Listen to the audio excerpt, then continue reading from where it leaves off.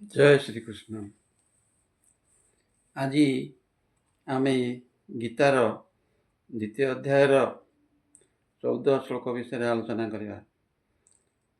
ଏଠାରେ ଶ୍ରୀକୃଷ୍ଣ ଅର୍ଜୁନକୁ ବୁଝାଉଛନ୍ତି, କିନ୍ତୁ ଆମ ପାଇଁ ସାରା ଜଗତ ପାଇଁ ମଧ୍ୟ ଶ୍ରୀକୃଷ୍ଣ ଏହା ବୁଝାଇଛନ୍ତି। ଆମର ଶ୍ଲୋକଟି ହେଲା, ମାତ୍ରା ସ୍ପର୍ଶାସ୍ତୁ କୌନ୍ତେୟ ଶୀତୋଷ୍ମ ସୁଖ ଦୁଃଖଦାଃ ଅଗମା ପାଇନୋ ନିତ୍ୟସ୍ତଂ ସ୍ଥିତି ନାସ୍ୱ ଭାରତ। ଏଠାରେ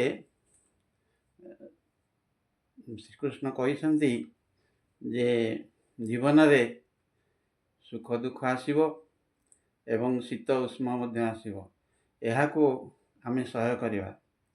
ଏହାର ପୂର୍ବବର୍ତ୍ତୀ 13 ଶ୍ଲୋକରେ ଶ୍ରୀକୃଷ୍ଣ ବୁଝେଇଲେ ଯେ ଆତ୍ମା ସ୍ଥିର ଏବଂ ଶରୀର ପରିବର୍ତ୍ତନଶୀଳ। ଜନ୍ମଠାରୁ ମୃତ୍ୟୁ ପର୍ଯ୍ୟନ୍ତ ଶରୀର ପରିବର୍ତ୍ତନ ହେଉଛି। ଏଠାରେ ସେମିତି ସୁଖ ଦୁଃଖକୁ ସହ୍ୟ କରିବା ପାଇଁ ଶ୍ରୀକୃଷ୍ଣ ବୁଝେଇଛନ୍ତି ଏବଂ ଆମର ଇନ୍ଦ୍ରିୟମାନେ ମଧ୍ୟ ସେହି ସୁଖ ଦୁଃଖକୁ ସହ୍ୟ କରନ୍ତି ଏବଂ ସକାଳୁ ସନ୍ଧ୍ୟା ପର୍ଯ୍ୟନ୍ତ ଇନ୍ଦ୍ରିୟମାନେ କାର୍ଯ୍ୟକ୍ଷମ ରହନ୍ତି ଏବଂ ସତେଜ ରହନ୍ତି ଏବଂ ସନ୍ଧ୍ୟା ସମୟରେ ସତେଜ ମାନେ ଦୂର ହେଇଯାଏ ଏବଂ ରାତିରେ ଶୋଇପଡ଼ିଲେ ପୁଣି ସକାଳକୁ ସତେଜତା ଆସେ। ଏମିତି ଇନ୍ଦ୍ରିୟମାନଙ୍କର ସବୁବେଳେ ପରିବର୍ତ୍ତନ ହେଉଛି। ତେଣୁ ସ୍ୱଭାବରେ ଯେଉଁ ପରିବର୍ତ୍ତନ ଆସୁଛି ତାକୁ ଆମେ ସହ୍ୟ କରିବା। ଏବଂ ଏହା ପରେ